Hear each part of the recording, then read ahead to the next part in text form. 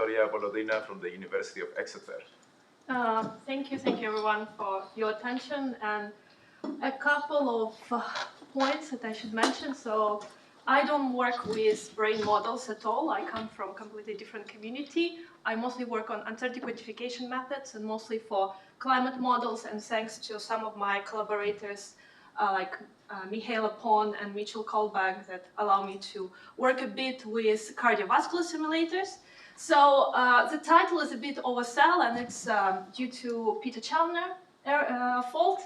So it feels like I'm going to talk about how you should quantify uncertainty, perform sensitivity analysis, and calibrate your brain models. But actually in this talk I will mostly talk about uncertainty quantification methods and some of the methods that we use in climate modeling community, as well as cardiovascular simulator community, and some of the common problems that we encounter in these communities, specifically structural error, model error, or model discrepancy. And I also would like to pose a question for you, and just to check whether you are in M-closed or M-open camp. And because we have a chalk, you can draw what I mean by that. I promise I will give them time. So if you are within M-closed community, you have, let's say, your space where your model lives, and you assume, so this is your model F, and it depends on some parameter theta, and you think that your data generating process, that where your observation comes from, where your actual real world lives, they live within the same space. So this is part of M-closed community, and if you're M-open, your model lives somewhere here, but the real world lives outside this space. So are you M-closed or M-open? And I hope we'll have a discussion about that, and it will all become a bit clear. Why can't they intersect? Sorry. Because this is data generating process where your observation, your real world come from, and this is your model world. And there is this mismatch between the data generating process and your model world. But why would they possibly intersect as well? Where do they intersect? No, I mean, you may have a model and data that maybe has some intersection. Yes, they in this case of the MO. The model will be informative about the physical world, but there is a distance between them. Okay. That's what I meant. Okay, and I also, there's a good opportunity to advertise. We have a special issue that came up in Field Trans A on uncertainty quantification for healthcare and biological system models, and actually most of the ideas that I will talk about today are from this review that we wrote with some of the models from that work with cardiovascular models. Okay, so in these past 2 days, I had a bit of crash course on brain modeling, and this is what I understood so far. So when we talk about mathematical and computational models, traditionally I talk about models that can provide an abstract representation of the physical system of interest. And the physical system of interest, as I understand in your community, is a brain, which is a very complex organ made of billions of interconnected neurons. And when we talk about mathematical computation model, how we can use them, well, similar to climate models, engineering models, as well as cardiovascular models, we can use them for a number of reasons. So first, we can hopefully use them to learn and provide us with integrating understanding of principles of the brain functions. They can also help us to formalize and test some of the hypotheses. And finally, we can also try to use these models as a predictive tool. For instance, what the brain will do under the stimuli. And this last part has a potential to support diagnostic and critical interventions. And with a very quick Googling, I found already personalized virtual brain models in epilepsy that talk about digital twin. So when we talk about the reasons why we need model, we also have to put them on some sort of spectrum, where we have Dale et al. 2023. We have a digital models that we simply use as an analytical tool. and it doesn't leave the lab. We mostly use to formulate hypotheses, tell hypotheses, or as we move away from these models being used as analytical tools towards decision support tool, we start talking about digital twins. These models will have very different treatments of uncertainty. So with a quick Googling, I found this paper on digital twin, on personalized models in epilepsy that talks about generating data or generating model simulation before virtual surgery and after virtual surgery, and testing different intervention strategies. So traditionally in UQ community, when we talk about mathematical models, and in UQ community we mostly work, I guess, with climate models, engineering models, and now more and more with cardiovascular simulators. We define these mathematical models as formulated as using systems of equations that try to define the relationship between variables based on some physical laws. So for instance, climate model tries to solve Navier-Stokes equations on 3D rotating grid, whereas I think aircraft simulator tries to take into account the turbulence modeling. That's what we try to show here. And also in UQ community, we also talk about data-driven models. So when we talk about data-driven model, traditionally speaking, these are the models that try to learn patterns from data rather than being fully based on physical laws or some theory or first principles. And this an example could be the logistic regression model, as well as a neural network model as well. And then we can argue about interpretability, explainability of these tools. But that's how we traditionally define data-driven models. And there is clear separation for us between mathematical models and data-driven models here.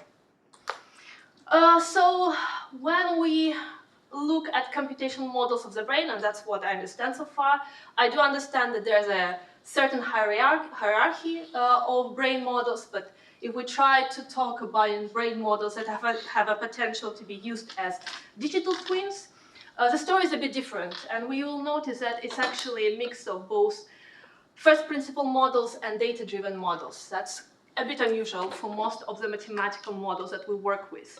So the data-driven aspect comes when we try to categorize the brain into some networks and then try to learn the connectivity between the nodes from brain imaging data. So the patient data enters the picture twice, and this is where it starts entering, and it's kind of helps to formulate the model, as to speak.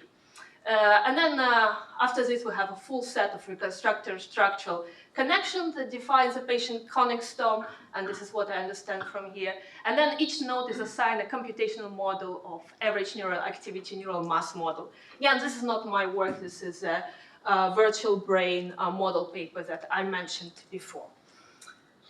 So actually, if you try to compare the traditional models that we work with in UQ field and that you hear about these models in SIAM UQ conferences, they are quite different. So this is a paper that came up in 2021 by Steven Nedler and Mark Girolami, where they imagine what the future would be like with digital twins, and they have a particular example with cardiovascular digital twin, how they can adapt their model to be used for decision support.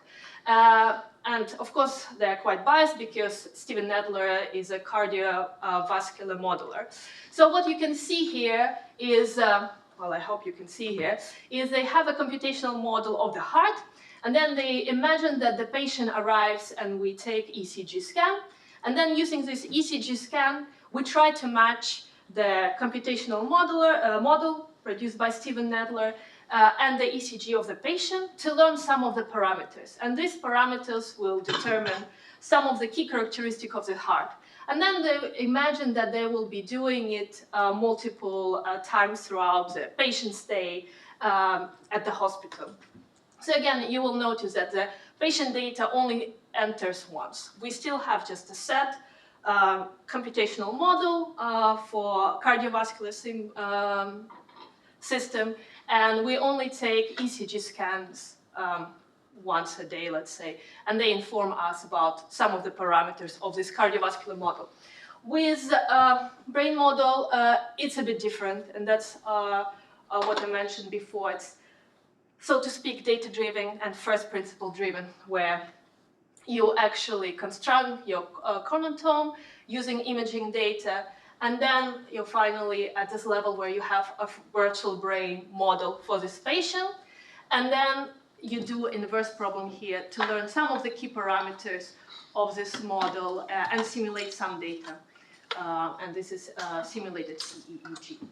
So the patient data enters twice, and this might be useful to think about what the model error would be in this case and how it would be different from cardiovascular model. Sorry, Victor. Yeah. Could you just clarify again what you mean by the data enters twice? So when I say data enters twice, and I might be wrong, but I understand that this chronotome constructed from patient imaging data, Yeah. right? And then here in this paper, they also tried to perform inverse problem as well. Whereas with cardiovascular model, data enters one, we only have one ECG scan, and we try to learn model parameters. So it's just a simple inverse problem. So I think it's the same. So the analogy is with the image of the structure of the heart. So Yeah. that is the same as the image of the connectivity of the brain. Although there's more uncertainty in the latter. Yeah, probably, yeah. Wait, But, yeah. Okay. Yeah. Okay. Okay, so I still think there are distinctions between these models, and we should keep them in mind when we try. But maybe this is because you have the structural connectivity, which is, and then you have the functional as well. Maybe that's why it appears like. Not in this model though. Not in this, but in general. In some It some could be. approaches. You Yeah. have two types of data in some sense, and they're kind of different. In the Yeah. heart, you don't really have that. The difference that I can see is that you have this clean structural image of the heart. You know what it does, and within that, you know that there's some kind of easy nearest neighbour connectivity. So your model is already a little bit closer to reality. Yeah. Whereas in the brain, we have to dig in and make many approximations from our images about what's connected to what and how they're connected, and it's so uncertain. Yeah. But in the heart, you don't have functional and structural stuff either. You don't need it, I think. No, the heart is very, physical. The heart is a physical object. Yeah, It's yeah. a pump. So it's very, Yeah. Perhaps we can compare but the brain is much more, the structural connectivity doesn't map on functional connectivity. as we know. Yeah. So, anyway, so there is some truth in Yeah. what you're saying. That's okay. I'm happy there is still some truth. in But what it I'm is saying. it's very It's an interesting. interesting point. It's an interesting point because we never think about that. So Yeah. it's very interesting. Okay, so now let's talk more about model capability. So I know a bit more about this than heart model and brain model. So what's important to know, and I hope you realize. Okay. I hope you realize that mathematical models and digital twins are actually not perfect replicas of the real world they represent. They provide us with some abstract representation, but they're not the same as the real world.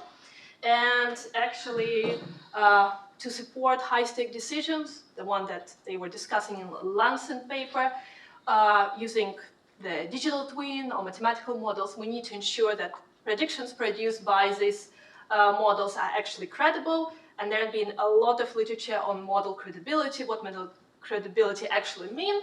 But we adopt the one provided by Colney et al. 2021, and again, Filtron's a special issue where he talks about key principles that we need to assess model credibility: verification, validation, and uncertain notification. So far with verification, validation, sort of in the modeling community, there is some sort of agreement. So verification, the idea is that what my model produced makes sense in terms of what I'm trying to represent with this model.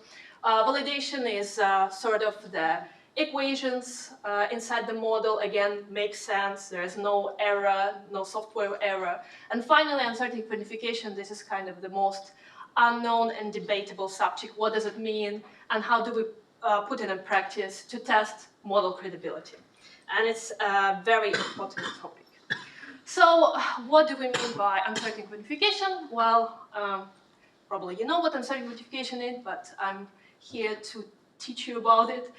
It's a field of mathematics, engineering that consists of formally identifying and quantifying uncertainties within your computer model, your simulation model, when we perform model-based inference. So we have our mathematical model. Sorry, I'm biased towards the heart. And here you will be having your brain model.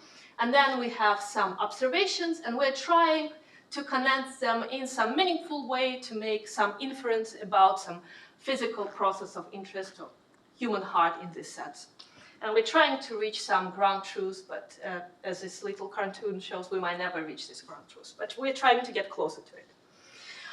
So if we put it in some sort of framework, these are the main sources of uncertainty that we talk in the literature, and it was proposed by Kennedy and Hagen. So in the center, you have your simulation model, your computer model, that we represent by f of x, and it depends on some parameters. Some parameters values, we are not sure what they are, so they introduce this parameter uncertainty. Then we have code uncertainties. I think in yesterday's talks we talked about some very complex brain simulators that take some time to run. So that's where our code uncertainty creeps in. We're not sure what our f of x will produce without actually running this computer model. Then we have observations, and this observation usually comes with some observation error that we need to take into account when we try to produce model-based inference. And then the important proposal by Kennedy and Hagen is we also need to consider in our process model discrepancy, model error, or structural uncertainty. So actually, if we pick the best parameter setting x star, there we have agreement between our simulation model and observation. There is still some discrepancy between the physical process that we're trying to model and the simulation model. And Kennedy and Hagen argues that we need to take into account and acknowledge that these models have model discrepancy or model error. And in this review paper that we produced for Field Translate, we try to systemize and put them in some sort of nice graph, all the uncertainty quantification method that we're considering. So again, in the center we have our computer model here.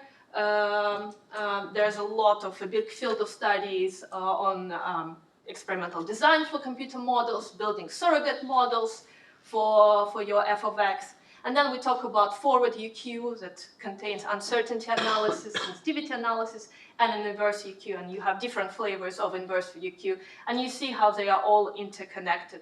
So usually your forward UQ, your sensitivity analysis will inform how will you perform your inverse UQ, what parameters are identifiable and the most important in your model. So you shouldn't just look at some of these methods in isolation. Usually we do sort of everything together. Okay, so let's talk about, the central part, the surrogates, which is here. So why do we need surrogates? So most of the methods that I'm talking about, forward UQ, inverse UQ, they require many runs of your computer model, of your simulation models, and the favorite way how we do it is with Monte Carlo. And as I said, it requires hundreds, thousands of runs. And most of the time, these computational models that we work with, they are computationally expensive to run. It takes days, hours to produce a single run of the computer model at some parameter setting x. So to simplify your task, what within UQ community we do, we usually propose to build a very fast surrogate so that we can perform forward UQ, inverse UQ within a day instead of within months. And the idea is that this emulator, the surrogate, is just a fast approximation of your full expensive model. We're just trying to learn the mapping from your input parameter setting x and your output f of x. And there are many, many examples of emulators that you can construct, such as polynomial chaos, neural nets, splines, and Mars. Never worked with Mars, to be fair. We actually, within University of Exeter, we favor Gaussian processes as they require little data to feed them, but also they provide a measure of uncertainty. So again, we're not only interested in prediction, but also we want to know how uncertain we are about this prediction. So, in case you don't know what Gaussian process simulators are, they're just non-parametric class of surrogate models. They're very popular due to their flexibility. What you only need to define is some mean function and some covariance function, a kernel, and you're good to go. And they're doing pretty well. I'm not going to show you how they do in high dimension. I'm just going to show you a little cartoon, but I'll have some references that might be relevant to you in the next slide. So, oh, okay, I decided not to show the cartoon. Okay, so the idea is quite simple. You have some model input x and model output. I'm living in a univariate setting, and this is a very little cartoon. And imagine that my true model is this black curve. And then I only observe the realization of this black curve in these four points. And I use these 4 points to construct my emulator. And my emulator mean is in red. And my uncertainty, which is plus or minus 2 standard deviation, is this dotted line. And as you can see, and what the value in the Gaussian process emulator is that as I move closer to my observed data or my trained data, my uncertainty goes down. Whereas as I move away from my observed data, my uncertainty goes blows up. And this is extra information that Gaussian process emulator provides us compared to neural nets. But of course, you can adopt some Bayesian variants of neural nets. Good luck with that. So Gaussian process extension that might be of interest to you and to your community. So we do realize that certain brain models are inherently stochastic, and we do have approaches that try to model these intrinsic variants proposed by Benoit et al. 2018 and Baker et al. 2022. We also know that brain models have intrinsically dynamic structure, and we do have emulators of dynamic models proposed by Hossein Mohammadi at Exeter 2024. And also I do understand that within the brain, as I understand from the talks in the last 2 days, there are separate submodels within the brain that talk to each other. Yes, and I said it in a slide. So you have nodes, some node structure, and each node is assigned a computational model describing some average neural activity. And actually, we do have some approaches that might be useful for you if you want to construct and emulate, in this case, such as linked and deep Gaussian processes that recently became popular in stats literature and popularized by Mink et al. 2023 and 2021. So that could be some interesting Gaussian process extension that could be relevant to your application in case. Okay, so once you have your emulator, you're good to go. You can perform forward UQ and inverse UQ, well, in theory. And I also was asked to advertise Peter's PhD student. She's not a PhD anymore, Dr. Wei Chang, that tried to work on combining these ideas from previous slide and applying to synthetic brain model, and her PhD thesis is available online. But that's not my work. I'm not going to talk more about this. Okay, so once you have your surrogate model, in theory, you can perform forward UQ sensitivity analysis as well as inverse problem in theory. So with forward UQ probably there's no debate that it's really useful and how to do it. Or with forward UQ method, what we're trying to do, we're trying to propagate input uncertainties through your computer model, or now you have a surrogate model, and actually try to assess the effect of this input uncertainty on model output. They are very popular tools to help modelers to reduce the input dimensionality. So maybe you started with 20, 30 parameters, but after performing sensitivity analysis, you might find out that only 10 of these parameters really affect your model. And what you can do in theory is you can only consider these 10 parameters. And there are different flavors of sensitivity analysis. There's global sensitivity analysis that tries to examine input-output relations across the whole input space, or local sensitivity analysis that tries to focus on some small perturbation and specific problems. But we mostly use global sensitivity analysis for dimension reduction. And again, quick Googling, and actually sensitivity analysis is widely adopted within brain modeling community. For instance, a recent paper by Boster et al. 2022 performed sensitivity analysis using Monte Carlo on lumped parameter network and identify the most important sensitive parameter within this network that they proposed then to use for their inverse problem. And there are many, many approaches within global sensitivity analysis, such as Sabol indices, Fourier amplitude sensitivity test, and Shapley indices that suddenly became explainable AI tool. Okay, so the most complex out of all UQ methods, and the most debatable one is inverse UQ. So the idea is, can we quantify posterior uncertainty in our model inputs given some observational data? And for instance, in the paper that I mentioned before, they tried to perform parameter estimation using virtual brain model and I think CEEG to learn some of the important regions of the brain model. Interestingly, in this paper, they refer to inverse UQ as some machine learning and artificial intelligence tool, so I didn't manage to understand what exactly they use in their, as their inverse UQ method. But let's quickly go through some of the most popular methods for solving inverse problems, and you can share what's your favorite ones.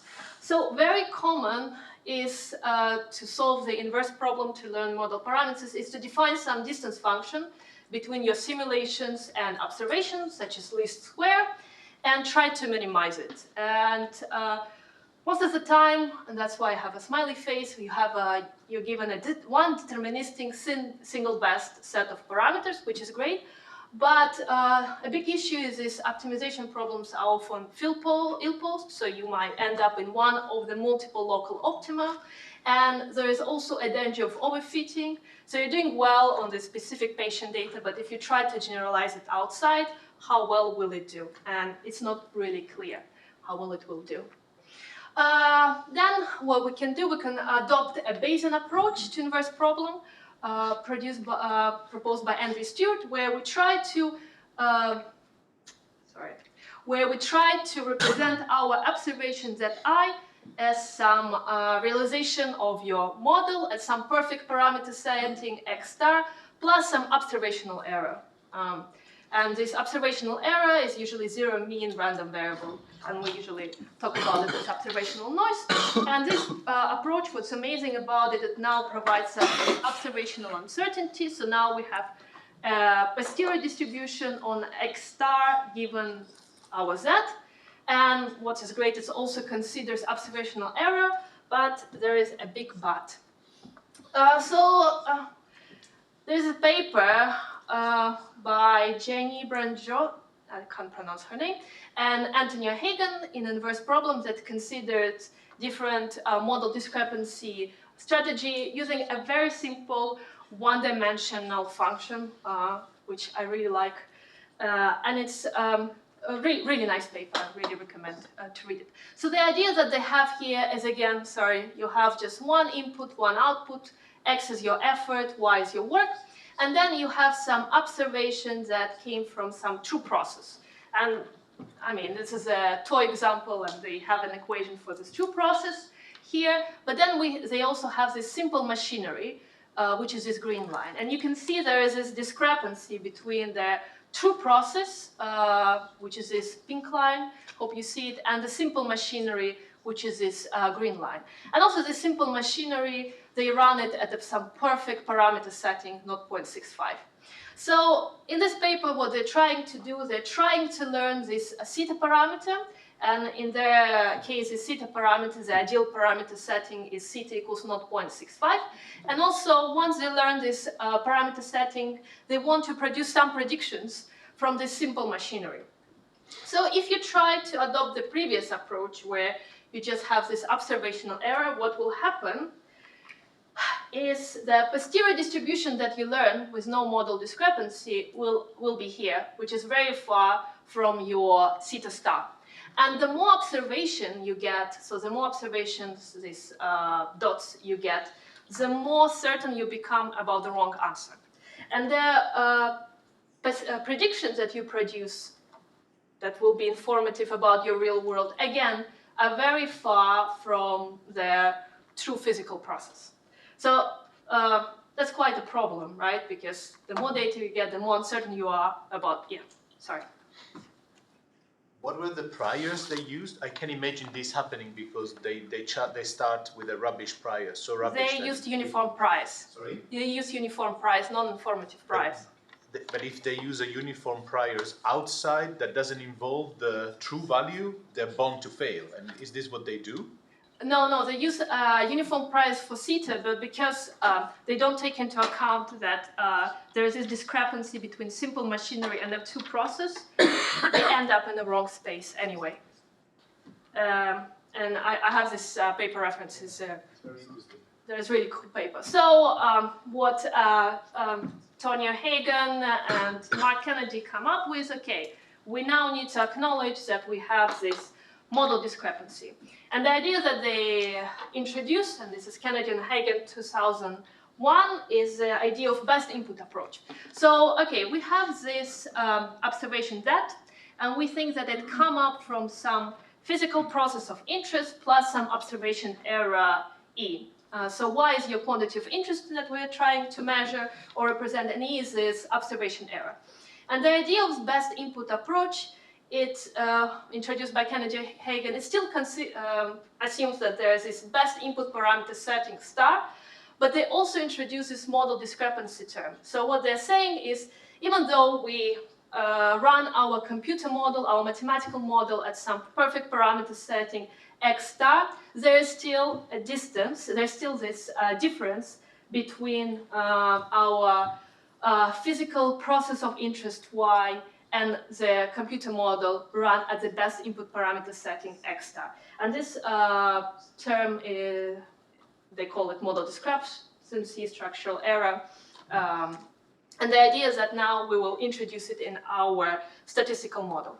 So now they introduced, so remember the node model discrepancy plots that I introduced previously. Now, in their paper, 2014 paper in Inverse Problem Journal, they introduced finally this model discrepancy that they model with Gaussian process. And now you can see that the predictions that we produce with our statistical model, where we take into account that we have model discrepancy as well as observation error, is now finally is close to some sort of truth. And the more data we get, the more certain we are about this truth. But if your inference problem is to find out what this theta is, again, your posterior distribution around your theta are getting better. They now, the tails of this distribution contain theta star, but still it's not anywhere near the posterior mean, let's say, the theta star. Do they do it in a two-stage? No, they do it in once. Simultaneously? Yeah, simultaneously. And is it always additive? Yeah, it's additive, yeah. But they also had some papers where it was not additive, it was multiplicative. It's many flavors, but usually people do it additively. But then we end up with non-identifiability issue. So our GP prior, our model discrepancy does all the work to ensure that we are getting somewhere near the physical system, but we're not learning the true theta. And if your task is to try to learn some informative true theta that have some physical meaning, well, you are in big trouble here. Okay, so, and in their paper, again, it's a very nice paper, they argue that, well, you can come up with structural priors on your model discrepancy.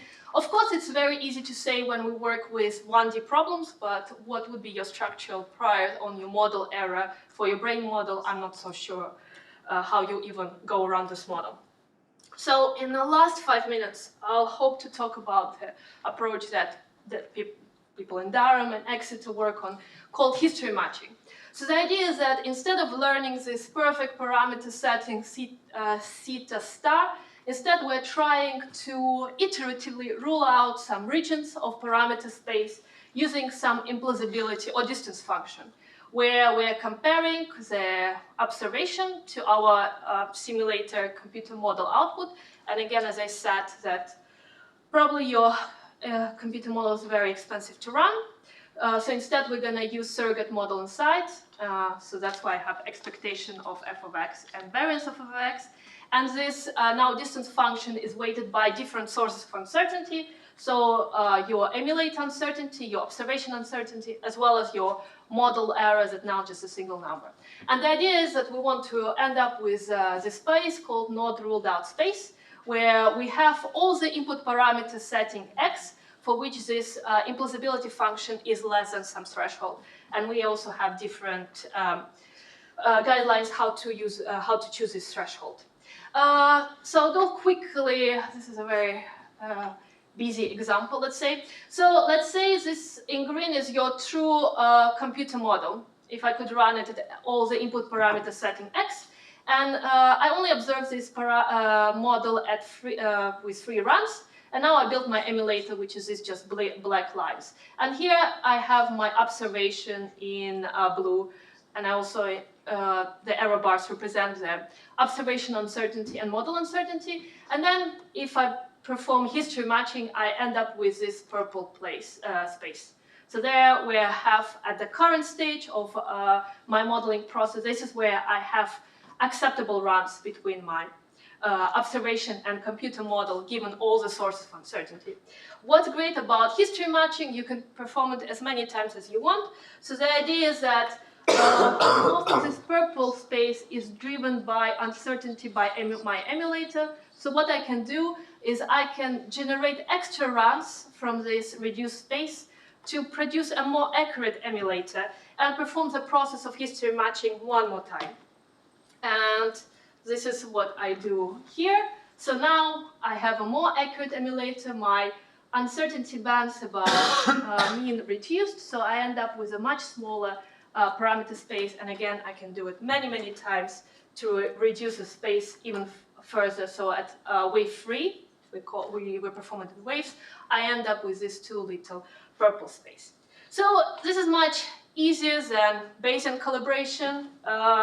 And it's more intuitive. You have some distance function where you have this different source of uncertainty specified, but the problem remains. So I still have to define this variance of my model discrepancy, and within a history matching setting, it's still very hard to do. What is your model error? And in the climate community literature, what Williamson et al. Was proposing is, well, instead, we can treat this model discrepancy as the modeler's tolerance to model error. So, and the particular example that he uses is, if we climate modelers, we might be tolerant to errors in the location of Gulf Stream at 2-degree model, then we would be to errors in the global mean temperature. And from this sort of discussion, you can start to get a feel what is your var variance of eta is. And also there is a lot of literature about talking about internal and external model discrepancies produced by Durham Group and Michael Goldstein, where internal discrepancies represented by your model assumptions, and you actually can test this internal model discrepancy by changing these assumptions, whereas the external model discrepancy is also unknown. So even if we had all the perfect assumptions within our model, we still will end up with this external model discrepancies. And how do we go about these external model discrepancies? I don't know why I have this slide. Okay. And how do we usually go around this external discrepancy? Is a process called reification proposed by Goldstein and Rougier. that tries to decompose this discrepancy between your simulator prediction and reality by talking about some improved hypothetical computing model. And now you have your computer model, your mathematical model, and in between your physical process and your computer model, you have this perfect hypothetical computer model. So within cardiovascular community, they are already trying to do it. It's sort of, they already have some sort of feel what this reified simulator will look like. It may be introducing finer resolution, including some external linear terms and missing processes.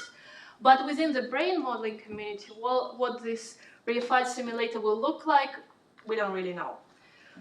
I have a last slide, I only have 53 seconds. So I hope maybe this afternoon we'll have some sort of discussion where we can discuss what does model discrepancy mean to you? Do you think about model error in your day-to-day life? And what is the notion of ground truth for you? And what would this reified simulators, this perfect simulator will look like? And have you tried any of the internal discrepancy analysis tool in your work, or is it easier to talk about model discrepancy similar to how we talk in model community about tolerance to error, and how bad it could be so that your model is still informative of the real world? And the final slide is just, I don't need to talk about this, it's just some references that you can look on, and here is the last 3 papers specifically trying to focus on model discrepancy and model error. But otherwise, I'm done. Great, thank you.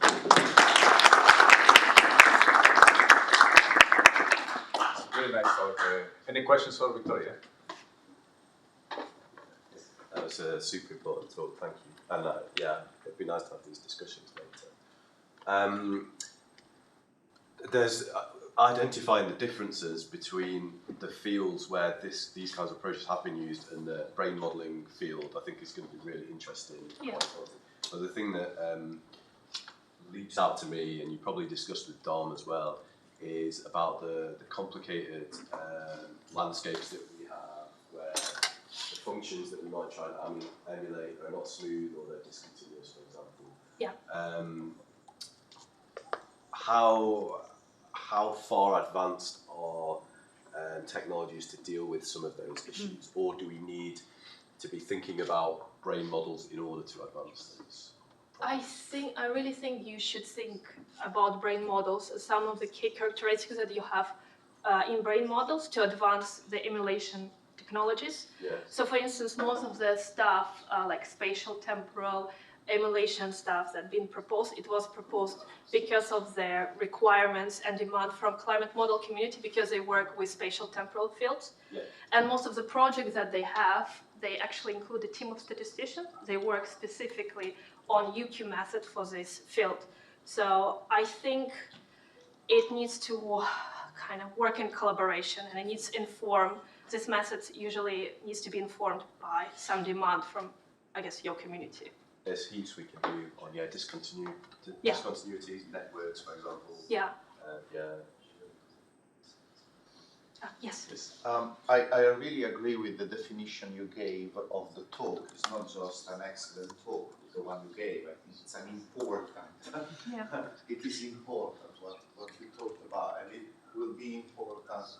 I agree to have a more in-depth discussion about these questions. My question for you here, I mean, based on everything you said and what has been said in these days about the relationship between the ground truth and the modeling that we do, I mean, are we mature enough now to say whether or not the brain is actually a deterministic system or not? What is your view or gut feeling about it? It's definitely not the deterministic system in the sense of the type of models that we've been working on. I feel like cardiovascular model is more of a deterministic system than the brain model.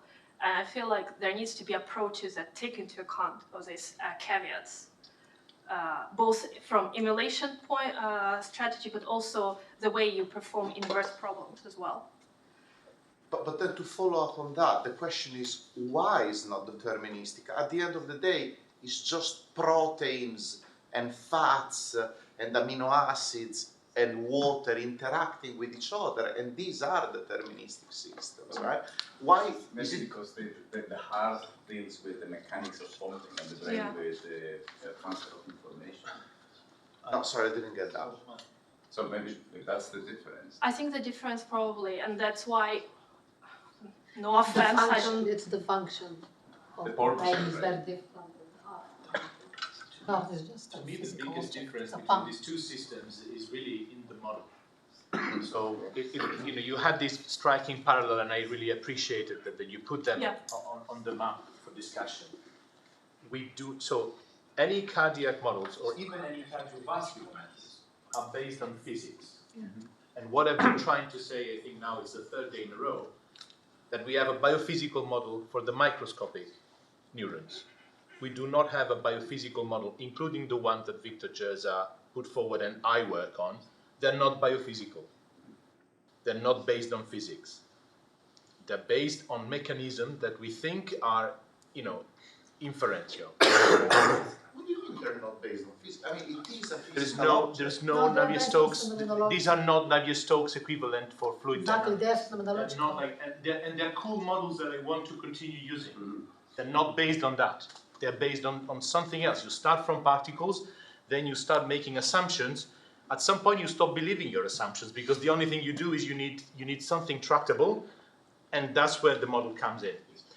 And this seems bad news, but it's great news for the message that Victoria is putting forward. We need to pad this knowledge with the emulation and the statistical data that we have. So I think this is really this is why the approaches that Victoria is putting forward are so important. Sorry that I'm a bit vocal on that. No, but I'm genuinely trying to understand because I can't get around the idea on the fact that the brain is a physical object is. and its function emerges from deterministic processes. But I'm with you, but it doesn't mean that at the moment I have equations that do what you want. Okay, I fine. have equations that emulate what you want. And So they're you so mentioned the coarse word that they're emerging. not touched with the physical. Sorry, I don't want to just. No, but I think you hit a key word there, emergence. So you can model the cell as a biophysical, you can have a biophysical model of the cell perhaps. But when you talk about the brain, with the interaction of all of these components, then you have emergence. And having biophysical models of that complexity is very difficult. So you're Right. approximating that phenomenology. Right, I promise, this is the last thing I say. Okay, fine. So is it a problem of our models that are not advanced and complex enough to account for that? Or it is the intrinsic nature of the brain and the information that is processed in the brain that doesn't make it a physical object anymore, somehow? You live at a time when there is no mathematical description for what you want. Period. That's how I see it. Yeah. And Yeah, we're it working makes on sense. it for now 30 years, and we will keep working on it. But at the moment, we don't live that world where that is. And also, we can't observe all of the things that we would need to observe to advance that. It's also always about the level that we want to understand things, right? Because you can keep reducing and reducing and reducing. Right? So even in the heart, right, you can say, well, I don't understand. I need to build a model that has all the sort of biophysical properties of the cells of the heart. But what we have is we have models that do something that is very useful for the kind of thing we want to predict, which tends to be kind of rhythms. Whereas in the brain, I agree with you that at the heart it's physics, but then there's, when each neuron has 10,000 synapses, that's the root. We're just not able to model at the level at which we want to answer questions. Any last questions for? Yeah, so you showed some nice 1D, for example. Yeah. A lot of the models we work with are often 20, 30, 40 or more parameters.